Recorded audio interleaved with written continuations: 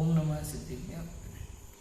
नमो अरिहन्ताणं नमो सिद्धाणं नमो आयर्याणं नमो वज्रायाणं नमो लोई सव्यसाहणं। लक्ष्मीनिवासनिलयं विलयं निधाय हरिवीरम् आत्मानुशासनमहं वक्षे मोक्षाय भव्यानाम्। आचार्य गुणभद्र स्वामी द्वारा विरचित है आत्मानुशासन ग्रंथ है। श्लोक नंबर 238 पर हमने कल चर्चा की थी कि अपूर्व भाव करने की प्रेरणा, कि इस जीव ने आज तक राग द्वेष के ही भाव किए हैं। अनादिकाल से लेकर आज तक जीव शुभ अशुभ भावों में अटका हुआ है। मोक्ष मार्ग के लिए जिस भाव की आवश्यकता है ऐसा भाव इस जीव ने आज तक किया ही नहीं है। समय सार की चौथी गाथा में आचार्य कुलकुल देव ने लिखा, सुध परिचिदाणु भूदा काम भोग बंधस्य विकहा। अर्थात शुद्ध है, परिचित है, अनुभूत है क्या? काम भोग बंधन की कथा। एक आत्मा नहीं देखा, आत्मा नहीं सुना, बाकी ये सब काम भोग बंधन अनादिकाल से लेकर आज तक खूब किया है, खूब सुना है।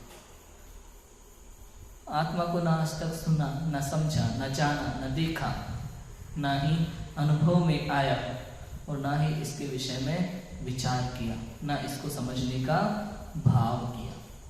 तो यहाँ कहते हैं अपूर्व भाव करने की प्रेरणा आचार्य देव देते हैं कि आज तक जो भाव नहीं किया ऐसा अपूर्व भाव, पूर्व में नहीं हुआ वैसा भाव होना, इसको कहते हैं अपूर्व भाव। ऐसे भाव करने की प्रेरणा देते हैं कि भव भ्रमण की कारण रूप मिथ्या दर्शनादि भावनाएं मैंने पूर्व में सदा काल भाई हैं, परंतु अब मैं इन्हें नहीं भाता हूँ तथा पूर्व में कभी नहीं भाई ऐसी मोक्ष की कारण रूप सम्यक दर्शनादि भावनाओं को भाता हूँ। मिथ्यात्व की भावनाएं बहुत बाही हैं और वर्तमान में भी भा रहे हैं। कितनी मिथ्यात्व की क्रियाओं में हम फंसे हुए हैं, उलझे हुए हैं, लेकिन सम्यक दर्शन को समझते नहीं है, उसके कारण को हम जानते नहीं है। मिथ्यात्व को अभाव करना है तो मिथ्यात्व के कारण का अभाव करना है कि नहीं करना? आचार्य देव ने कहा था ना पहले कि अगर तू मिथ्यात्व का अभाव करना चाहता है तो मिथ्यात्व के पीछे मत भाग, उसके कारणों को जान, उसके कारणों का अभाव कर। यदि सम्यक दर्शन प्राप्त करना चाहता है तो सम्यक दर्शन के पीछे मत भाग, उसके कारणों को जान। उसके कारणों को जानेगा, समझेगा, उस कारण को अगर अभिभूत करेगा तो सम्यक दर्शन की प्राप्ति स्वयं ही हो जाएगी निश्चित रूप से। जो भी मिथ्यात्वादी क्रियाएं हैं उनको छोड़ दे, षडनायतन का त्याग कर। कुदेव, कुशास्त्र, कुगुरु और उनके सेवक ये कहलाते हैं षडनायतन, इनका त्याग करो। मिथ्यात्व की क्रियाएं, परंपरागत ऐसी क्रियाएं जिनका मतलब आपको नहीं पता, जिनका अर्थ आपको नहीं पता, बस लोग करते हैं इसलिए किए जा रहे हैं, ऐसी क्रियाएं भी मिथ्यात्व की क्रियाएं हैं, इनका त्याग करो। इनका त्याग करेगा तो मिथ्यात्व चला जाएगा। अनादिकाल से शरीर में और अपने आत्मा में जो तुमने एक मेघपना माना हुआ है, जबकि ये भिन्न भिन्न है, तो इस एक मेघपने की मान्यता का त्याग कर, मान्यता का त्याग कर, मिथ्यात्व का त्याग करेगा तो सम्यक दर्शन प्राप्त हो जाएगा। ऐसी भावना भाव, सत्य की भावना भाव, तत्व सिद्धांत की भावना भाव, स्व पर के भेद विज्ञान की भावना भाव, यही एक कार्य है। ऐसे अपूर्व भाव करने की प्रेरणा यहाँ आचार्य देव ने दी है। आगे हे उपाधि का स्वरूप आचार्य देव बताते हैं। 239 नंबर का श्लोक है, पढ़ते हैं हम। हितकारी और अहितकारी वस्तुओं का स्वरूप क्या है, यह बात आगामी छंद में कहते हैं। देखो, शुभाशुभी पुण्य पापी सुख दुखी च षट्त्रयम् हितमाद्यम् अनुष्ठेयम् शीसत्रयम् यथाहितम्। शुभ और अशुभ, पुण्य पाप और सुख दुख में यह क्षय कक्षे कहे सुजान। उपाधि हित कर आदि त्रय हे अंत त्रय अहित बखान। कहते हैं कि शुभ अर्थात उत्तम वचन, करुणारूप मन और संयम रूप काया, ये प्रशंसा योग्य है। और अशुभ अर्थात खोटे वचन, निर्दयी चित्त और अव्रत रूप काया, ये निंदा योग्य है। 6 प्रकार हो गए, 3 शुभ के 3 अशुभ के, मन वचन काया स्वरूप से।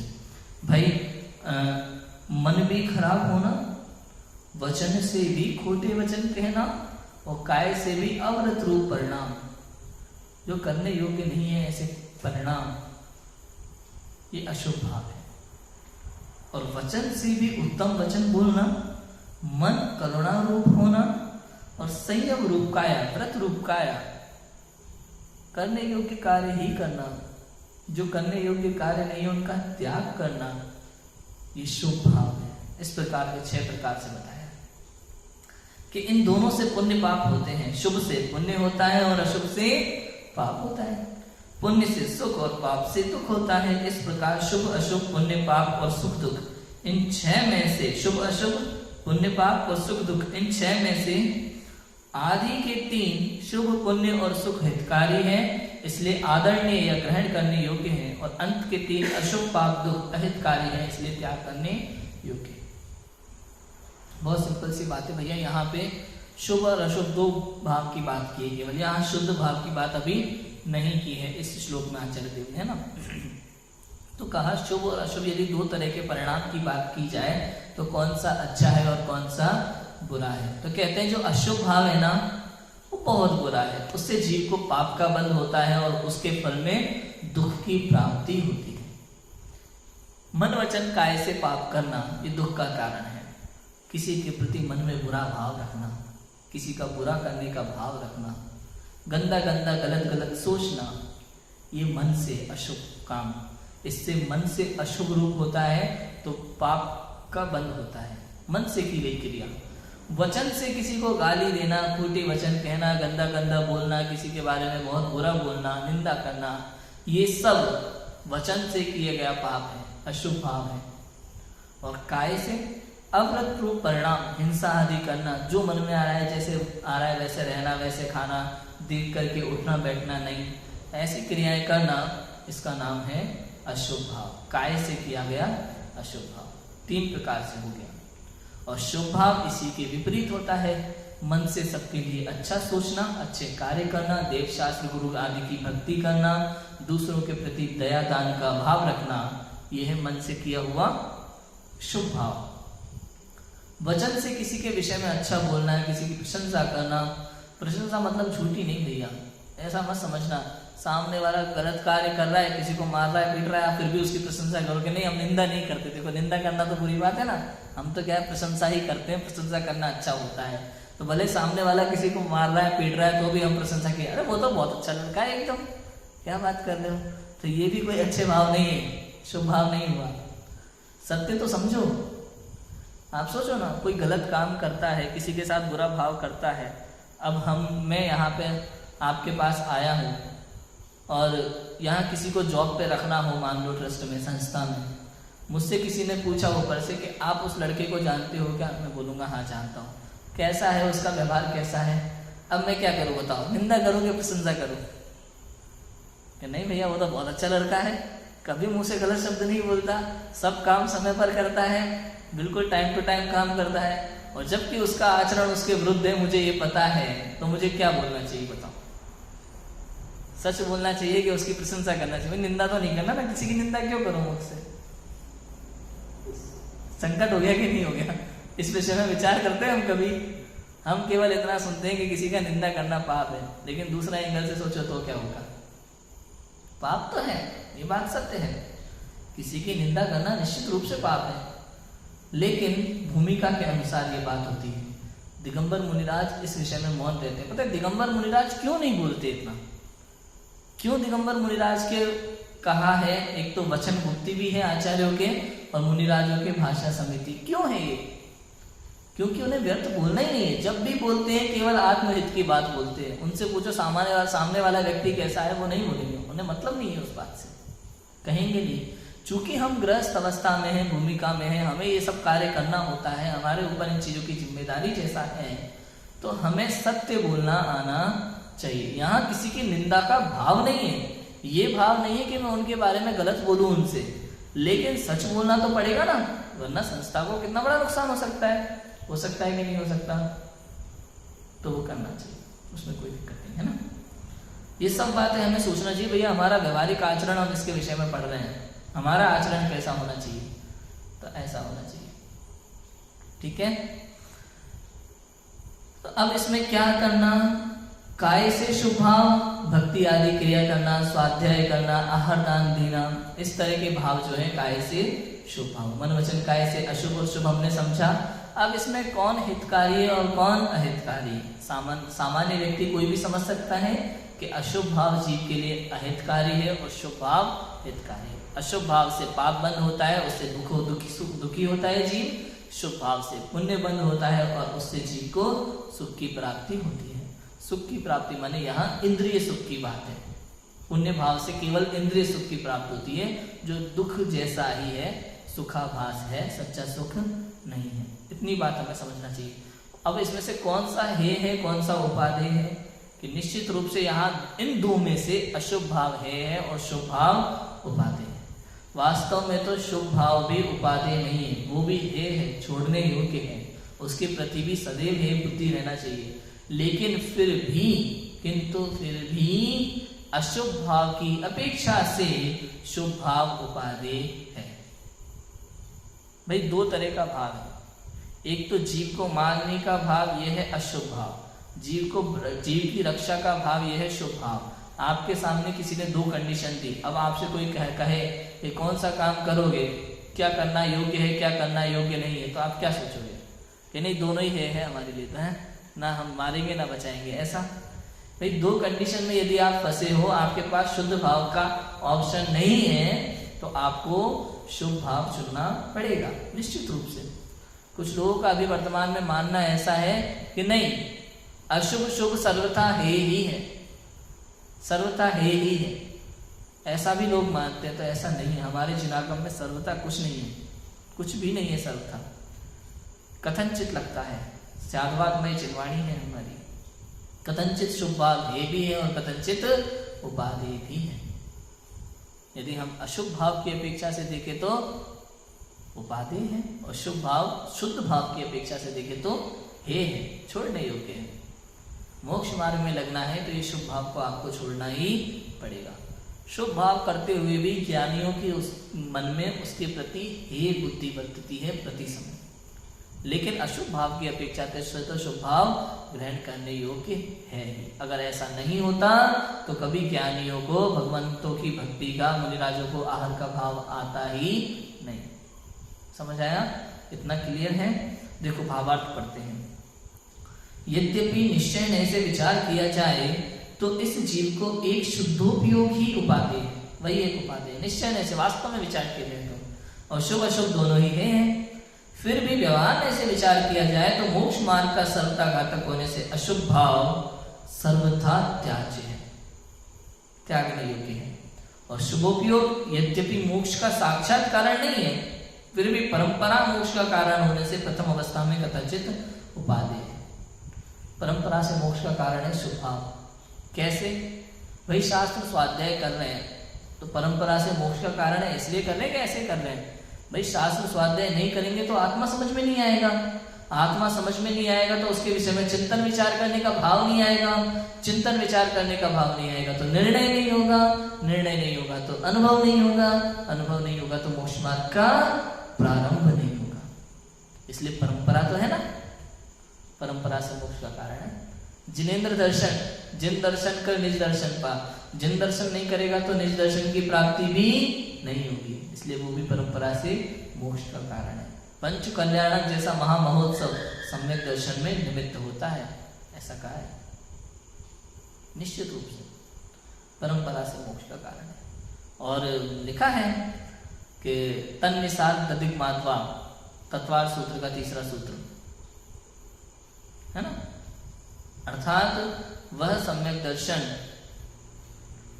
निसर्गज और अधिगमज होता है, और चाहे कोई भी हो दोनों प्रकार से ही होता है। निसर्गज माने स्वभाव से होना, अधिगमज माने किसी के उपदेश से होना। स्वभाव से हुआ हो भले, लेकिन किसी ना किसी का उपदेश उसने कभी ना कभी सुना है जिनवाणी का, इसलिए अधिगमज भी उसमें होता है। और अधिगमज अभी हुआ है, किसी का उपदेश सुन रहा है, लेकिन उपदेश सुनने मात्र से सम्यक दर्शन नहीं होता, सम्यक दर्शन तो स्वभाव के आश्रय से ही होता है। तो कहने का अर्थ ये, परंपरा से सम्यक दर्शन होता ही है, शुभ भाव उसमें निमित्त है।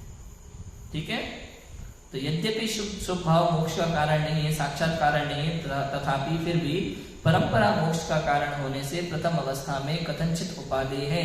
शुभ परिणामों से पुण्य बंध होता है और पुण्य से स्वर्ग आदि का सुख भी होता है, मिलता है।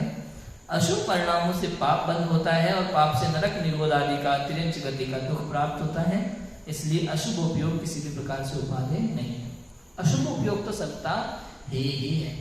अशुभ भाव कथनचित उपादेय है, कथनचित हे भी है, और शुद्ध उपयोग सर्वथा उपादेय है। ठीक है, इतना क्लियर है। इतनी बात यहाँ श्लोक नंबर 239 में हमने पढ़ी है। आगे देखो, अशुभ आदि के त्याग का क्रम बताते हैं। 240 नंबर का श्लोक है, हम पढ़ते हैं।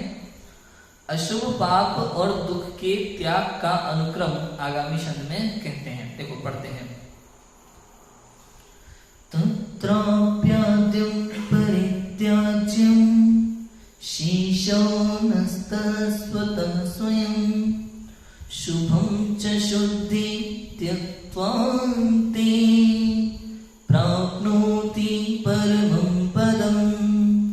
उनमें भी हो प्रथम त्याजितो शीशद्वय का स्वतः अभाव, प्राप्त परम पद शुद्ध भाव से होता शुभ का तभी अभाव।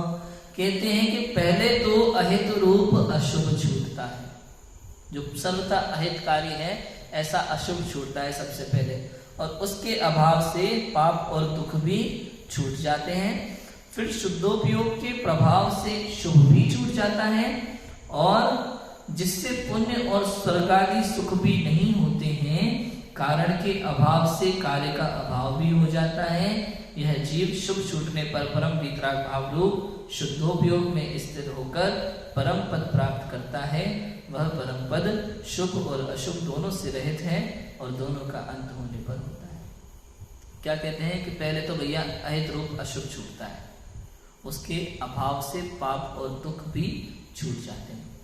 छठवें गुण स्थान के ऊपर अशुभ भाव नहीं होता दिगंबर मुनिराज के, तो सबसे पहले क्या छूटता है? अशुभ छूटता है। पहले गुण स्थान से लेकर के 5वें गुण स्थान तक तीनों, पहले गुण स्थान से लेकर के, पहले गुण स्थान में तो 2 ही भाव होते हैं, शुभ और अशुभ, शुद्ध भाव नहीं होता। चौथे 5वें में तीनों प्रकार के परिणाम होते हैं, शुभ अशुभ और शुद्ध। लेकिन छठवें गुण स्थान में केवल एक परिणाम होता है शुभ, और 7वें के ऊपर केवल शुद्ध होता है। ठीक है, तो छठवें गुण स्थान में शुभ ही परिणाम है, मतलब वहां तक अशुभ भाव का अभाव हो गया सबसे पहले, और फिर छठवें में केवल शुभ रह गया, उसके ऊपर शुभ का भी अभाव है। मतलब सबसे पहले अशुभ छूटेगा, फिर शुभ छूटेगा, और फिर शुद्धोपयोग की प्राप्ति होती है। ठीक है ना, पहले तो अहित रूप अशुभ छूटता है, उसके अभाव से पाप और दुख भी छूट जाते हैं। भाई अशुभ से ही तो पाप का बंध होता है, और पाप का उदय में हाथ आए तो जीव दुखी होता है। अब अशुभ भाव छूट गया तो पाप का बंध नहीं होगा, पाप का बंध नहीं होगा तो दुख की प्राप्ति भी नहीं होगी। शुभ भाव से स्वर्गाधिक सुख की प्राप्ति होती है, नरकाधिक दुख की प्राप्ति नहीं होती। एक बार जीव को यदि सम्यक दर्शन हो जाए तो 41 कर्मों की बंध विच्छुत्ति हो जाती है, 41 कर्म प्रकृति की बंध विच्छुत्ति हो जाती है। मतलब सम्यक दृष्टि जीव अब नरक में नहीं जाएगा, त्रियंच में नहीं जाएगा, हीन कुल में जन्म नहीं लेगा, स्त्री नहीं होगा, नपुंसक नहीं होगा, हीन जाति में नहीं होगा, गरीब नहीं होगा, ऐसे बहुत सारी चीजें। यदि पहले आयु कर्म बंद हो गया तो अलग बात है, लेकिन सम्यक दर्शन होने के बाद ऐसी आयु उसके बंद नहीं होती कि उसको दुख भोगना पड़े। समझ आई बात? ऐसा है निश्चित रूप से, सम्यक दर्शन की महिमा है ऐसी। तो अशुभ छूटने पर दुख चले जाते हैं, और फिर शुद्धोपयोग के प्रभाव से शुभ भी छूट जाता है। किसके प्रभाव से? शुद्धोपयोग के प्रभाव से। जब जीव आत्मा में लीन होता है तो फिर शुभ भाव भी छूट जाता है। सातवें गुण स्थान में जाता है तो शुभ नहीं होता ना, ना अशुभ होता है ना ही शुभ होता है। फिर बाद में जब शुद्धोपयोग के बाहर आ जाता है तो शुभ परिणाम रहता है दिगंबर मुनिराज हो के। तो शुद्धोपयोग के प्रभाव से फिर अशुभ शुभ भी छूट जाता है, जिससे पुण्य और स्वर्गाधिक सुख भी नहीं होते। पुण्य और स्वर्गाधिक अर्थात इंद्रिय सुख की भी प्राप्ति फिर नहीं होगी। कारण के अभाव से कार्य का अभाव हो जाता है। यह जीव शुभ छूटने पर परम वीतराग भाव स्वरूप शुद्धोपयोग में स्थिर होकर परम पद प्राप्त करता है। सातवें गुण स्थान में यदि शुद्धोपयोग में लीन हो गया और यदि आठवें में जाके श्रेणी चढ़ गया, सातवें के अंतिम समय में, तो यदि शपक श्रेणी चढ़ गया तो 8वां 9वां 10वां और 12वां और फिर सीधा केवल ज्ञान हो जाता है जीव को, परम पद को प्राप्त कर लेता है वीतराग स्वरूप। वह परम पद शुभ और अशुभ दोनों से रहित है। वहां केवल शुद्धोपयोग ही होता है और दोनों का अंत होने पर होता है, अर्थात शुभ और अशुभ दोनों का अंत होने पर ही वहां शुद्धोपयोग रूप अवस्था होती है निश्चित रूप से। अब उसको ना इंद्रिय सुख है ना ही किसी प्रकार का कोई दुख है, केवल शुद्धोपयोग और अतीन्द्रिय आत्मा का सच्चा आनंद है, सच्चे सुख की प्राप्ति हो जाती है और अनंत काल तक वह जीव उस सच्चे सुख को भोगता है। ऐसी बात है। अशुभ आदि के त्याग का एक क्रम देखो, भावार्थ पढ़ते हैं। आत्मा का उपयोग शुद्ध और अशुद्ध के भेद से दो प्रकार का है। अशुद्ध के भी अशुभ और शुभ दो भेद है। शुद्ध और अशुद्ध यहाँ दो प्रकार का उपयोग बताया। एक तो शुद्ध उपयोग निर्विकल्प अवस्था, अशुद्ध उपयोग जो शुद्ध नहीं है, उसके दो भेद हुए भी, शुभ और अशुभ। इन दोनों को अशुद्ध उपयोग कह दिया कि अशुभ से पाप और पाप से नरकादिक दुख होते हैं, इसलिए अशुभ तो सर्वथा त्याज्य। भाई कौन दुख भोगना चाहता है? सब दुख से डरते हैं, सुख चाहते हैं। और अशुभ कर्म से पाप बंद होता है और पाप से तो सभी डरते हैं, पाप से तो दुख ही प्राप्त होता है। समस्त संसार ही जानता है कि पाप करना अच्छी बात नहीं है, उससे तो दुख ही मिलता है। इसलिए अशुभ तो सर्वथा त्याज्य ही है, त्यागने योग्य है। तथा शुभ से पुण्य और पुण्य से स्वर्गाधिक सुख होते हैं। वहां अशुभ का निवारण करने के लिए शुभ का ग्रहण होता है। अशुभ से बचने के लिए यहाँ शुभ का ग्रहण होता है, उससे स्वर्गाधिक प्राप्त होते हैं। और जीवों को चूंकि लालच होता है ना, सुख का लालच है, तो उन्हें स्वर्गाधिक भी अच्छे लगने लगते हैं। स्वर्गाधिक प्राप्ति हो जाती है शुभ भाव से, अच्छे कर्म करने से, अच्छे अच्छे काम करने से। और फिर शुद्धोपयोग होने पर तो शुभ भी छूट जाता है और शुद्धोपयोग के प्रसाद से यह जीव मुक्त हो जाता है। शुद्धोपयोग के प्रसाद से क्या होता है? जीव मुक्त हो जाता है। कुल मिला के बात यह भाई तीन तरह के परिणाम है, अशुभ परिणाम, शुभ परिणाम और शुद्ध परिणाम। अशुभ से पाप का बंध होता है, शुभ से पुण्य का बंध होता है और शुद्ध से दोनों की निर्जरा हो जाती है। इस जीव को क्या करना है कि भाई सच्चा सुख चाहिए ना, तो दोनों ही परिणामों का अभाव करना होगा, दोनों परिणामों का। कि भाई शुद्धोपयोग नहीं है तो क्या करें, दोनों परिणाम समान है तो दोनों करें बराबर से, कोई दिक्कत नहीं है कि ऐसा नहीं। क्योंकि अशुभ भाव से पाप का बंध होता है और वो तुझे नरकादि गतियों में दुख देने वाला है, महादुख की प्राप्ति होगी तुझे। इसलिए अशुभ भाव से तो पूरी तरह बच। जब तक शुद्ध नहीं है तब तक शुभ भाव तो रख, अशुभ भाव तो मत रख, क्योंकि वो तेरा अहित करने वाला है, अधिक अहित करने वाला है तेरा, इसलिए उससे बच। और अशुभ छोड़ देगा तो शुभ में आएगा। और शुभ भाव से क्या होता है? पुण्य का बंध होता है। भाई मंदिर में भी देवशास्त्र गुरु की भक्ति करते समय, स्वाध्याय करते समय अगर लोभ का भाव है तो वो भी अशुभ भाव है। सांसारिक कुछ चीज चाहिए, भीख मांग रहा है मंदिर में, भगवान ये मिल जाए वो मिल जाए, तो ये भी शुभ भाव नहीं है। क्या है ये? अशुभ भाव।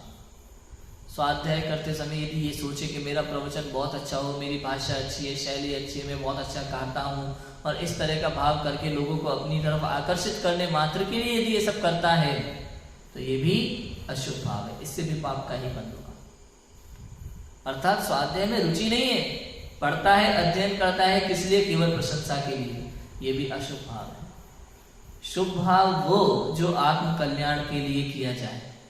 आत्म कल्याण की भावना से भगवान की देवशास्त्र गुरु की भक्ति करे तो शुभ भाव है। आत्म कल्याण की भावना से यदि शास्त्र पढ़े तो शुभ भाव है। वास्तव में किसी की मदद करने के लिए यदि दान दे तो शुभ भाव है। केवल दिखाने के लिए नहीं, अपने नाम के लिए दान दे तो अशुभ भाव। शुभ अशुभ को समझो। अशुभ भाव से पाप का बंध होता है और शुभ भाव से पुण्य का बंध होता है। सोचो, दुनिया भर में नाम करने के लिए यदि आप कोई भी कार्य करते हैं तो वो अशुभ भाव है, और कार्य को देख करके कार्य करते हैं, वास्तव में ईमानदारी से सच्चे मन से कार्य करते हैं तो शुभ भाव है। और अशुभ भाव से क्या होता है? पाप का बंध होता है और शुभ भाव से पुण्य का बंध होता है। तो वैसे तो आप ये सब कर रहे हैं तो इसमें अपनी किसी भी ख्याति लाभ पूजा आदि के भाव से ना करें तो शुभ भाव है, पुण्य आदि की प्राप्ति होगी। और वास्तव में तो ये भी सब होता रहता है संसार में, अनादिकाल से अनेकों बार किया है, अनेकों बार कर लोगे, सच्चे सुख की प्राप्ति इन सबसे होने वाली नहीं है। ऐसा जान करके शुद्धोपयोग में लीन होना, अपने आत्म स्वरूप को जानना, पहचानना, उसमें लीन हो जाना, यही एक शुद्ध भाव है। और इसी से वास्तव में कर्मों का नाश होता है, दुखों का नाश होता है और मोक्ष की प्राप्ति होती है, अनंत सुखों की प्राप्ति होती है। यही एक कार्य वास्तव में करने योग्य है। समझाया? इतनी बात यहाँ 240 नंबर के श्लोक में हमने पढ़ी है। आगे आत्मा और बंध की सिद्धि पूर्वक मोक्ष की सिद्धि की बात आएगी, जिसकी चर्चा हम करेंगे। अभी की बात को विराम देते हैं। ओम नमः सिद्धेभ्यो।